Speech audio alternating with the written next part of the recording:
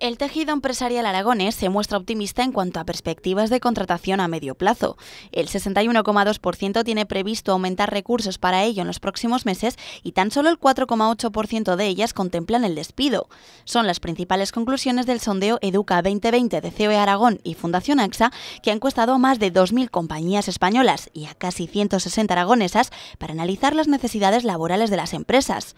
Los datos reflejan que Aragón, frente al 47% nacional, será una de las comunidades españolas que más empleo creará. ¿Qué pasa en Aragón? Pues que nada menos que el 61,2% de las empresas piensan que en los próximos meses van a dedicar más recursos a la contratación de nuevos trabajadores, frente a un 47,1% de media nacional.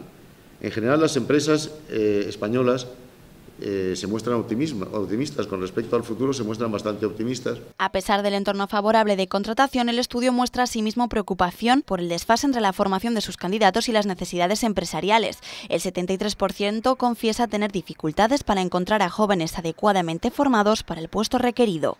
Creo que Aragón, como se ha puesto de manifiesto, está por encima de la media nacional en muchas cosas, pero hay mucho trabajo todavía por delante, y yo creo que formación y formación. Formación orientada a reajustar el engranaje empresa-trabajador-producto, formación profesional, especializaciones técnicas, una nueva cultura empresarial remolcada con una nueva formulación de los planes educativos.